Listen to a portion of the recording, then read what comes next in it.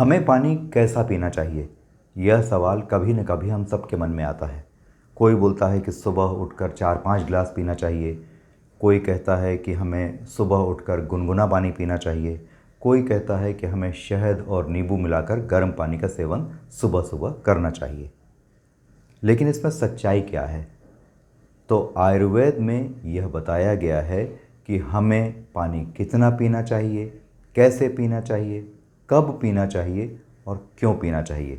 तो आज हम आयुर्वेद सम्मत बात ही आपके सामने इस वीडियो में रखने जा रहे हैं। तो शुरुआत करते हैं सुबह सुबह उठकर पानी पीने से, जिसे आयुर्वेद में ऊषापान कहा जाता है।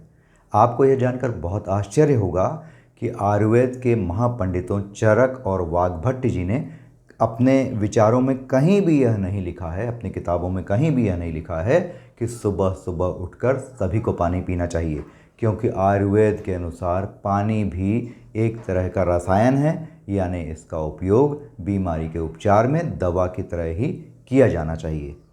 सुबह सुबह उठकर गर्म पानी उन लोगों को पीना चाहिए जिन्हें पाइल्स की शिकायत हो, जिन्हें कॉन्स्टिपेशन रहता हो, जिन्हें पाचन संबंधी विकार हो और जिन्हें बार बार मल त्यागने की इच्छा होती हो। लेकिन जिन्हें कफ और वायु के रोग हों, उनके लिए सुबह सुबह उठकर पानी पीना ठीक नहीं होता। अगर हम पानी पीने के संबंध में अपने प्राचीनतम विज्ञान आयुर्वेद के कुछ सिद्धांतों का पालन करेंगे तो हम बहुत सारी बीमारियों को अपने भीतर बुलाने से बच सकते हैं। आयुर्वेद कहता है कि पानी हमेशा संतुलित मात्रा में ही पीना चाहिए, क्योंकि बहुत अधिक मात्रा में पानी पीने से आपको नुकसान हो सकता है।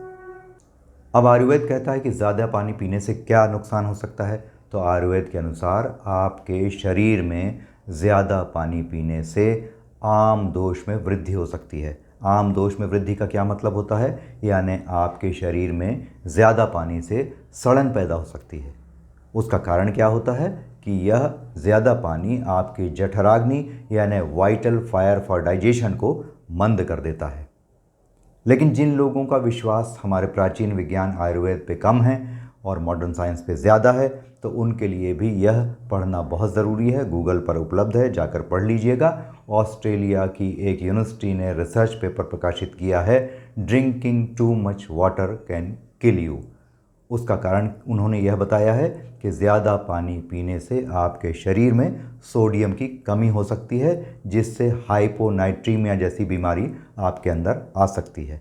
अब इस हाइपोनाइट्रीमिया से क्या होता है कि बॉडी में सोडियम की कमी से वाटर रिटेंशन होने लगता है, आपकी बॉडी में सूजन बढ़ने लगती है, यानी ओबेसिटी आ जाती है। That can kill you.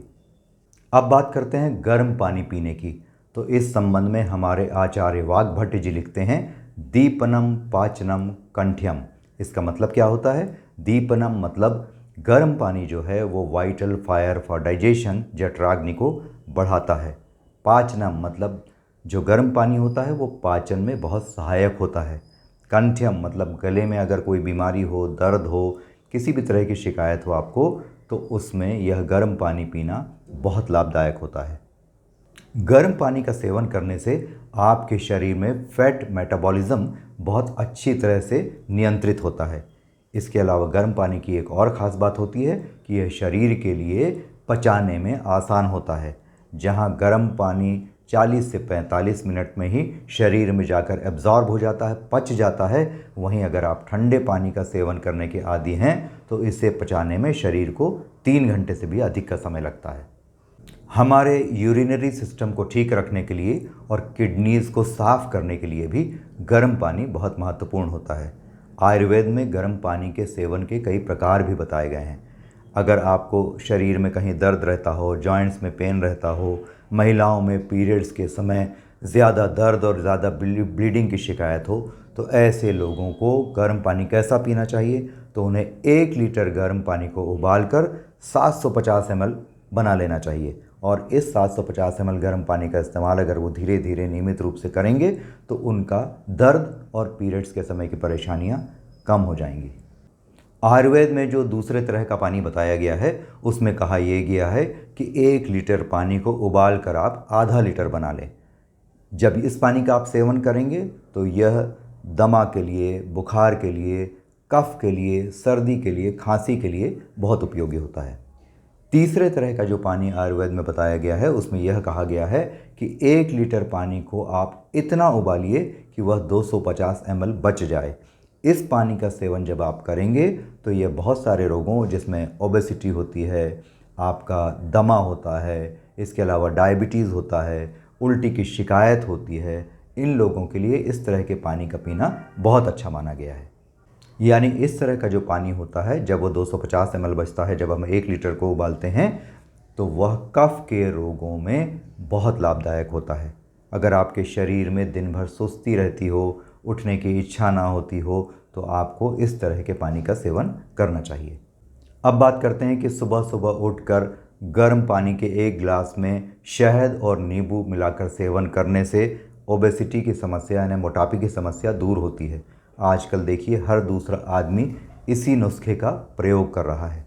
लेकिन अगर आयुर्वेद की बात की जाए तो आयुर्वेद में शहद को रूखे और ठंडे स्वभाव का माना गया है। इसका अर्थ यह होता है कि शहद की ज़्यादा मात्रा कभी भी गर्म चीज़ों के साथ यानी चाय के साथ, यानी गर्म पानी के साथ, गर्म ब्रेड के साथ इस्तेमाल नहीं की जानी चाहिए, वरना यह जहर का काम कर सकता है। जी हाँ, आपने ठीक सुना। गर्म चीज़ों में अगर हम शहद की ज़्यादा मात्रा मिलाएंगे तो यह हमारे लिए बेहद घातक साबित हो सकता है। इसका मतलब ये हुआ कि अगर आप गर्म पानी में नींबू और शहद मिलाकर पीना ही चाहते हैं तो शहद की चंद बूंदें ही उसमें डालिए आप। आयुर्वेद में यह भी कहा गया है कि अधिक से अधिक पूरे दिन भर में आपको 2 से 3 छोटे चम्मच से ज़्यादा शहद का इस्तेमाल नहीं करना चाहिए और गर्म चीज़ों के साथ तो कतई नहीं करना चाहिए। चरक मुनि ने भी कहा है कि शहद की छोटी चम्मच में 2 से 3 चम्मच से ज़्यादा शहद का इस्तेमाल हमको किसी को नहीं करना चाहिए, वरना यह आपके शरीर में विषैला प्रभाव छोड़ सकता है। एक बात और कर लेते हैं कि आजकल हर घर में आरओ का पानी पीने का चलन चल चुका है। तो यदि आरओ का पानी पीने की मजबूरी हो आपकी तभी आप इसे पिएं, और जब पिएं तो एक बात का ध्यान रखें कि आपके आरओ के फ़िल्टर में TDS 200 से 250 तक सेट किया जाना चाहिए। इसके अलावा जो आपके पीने के पानी का pH है उसको 7 से ऊपर यानी 7.4 तक रखा जाना चाहिए, जिससे इसकी प्रवृत्ति अल्कलाइन हो जाए, एसिडिक ना रहे और यह पानी आपके लिए स्वास्थ्यवर्धक हो, नुकसानदेह साबित ना हो। तो एक बात ध्यान में रखिए कि आपको जितनी प्यास हो, जब प्यास लगे तभी आपको पानी पीना चाहिए।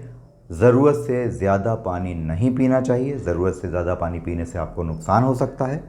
और एक बात यहाँ यह भी बताना चाहूँगा कि अगर आपको किसी भी तरह की जानकारी मुझसे लेनी हो, अगर आपको बिना दवाओं के ओबेसिटी, ब्लड प्रेशर, डायबिटीज़ और PCOD ऐसी अन्य बीमारियां, थायराइड, इसके रिवर्सल के लिए अगर मुझसे संपर्क करना हो तो आप इस नंबर पर मुझसे संपर्क कर सकते हैं।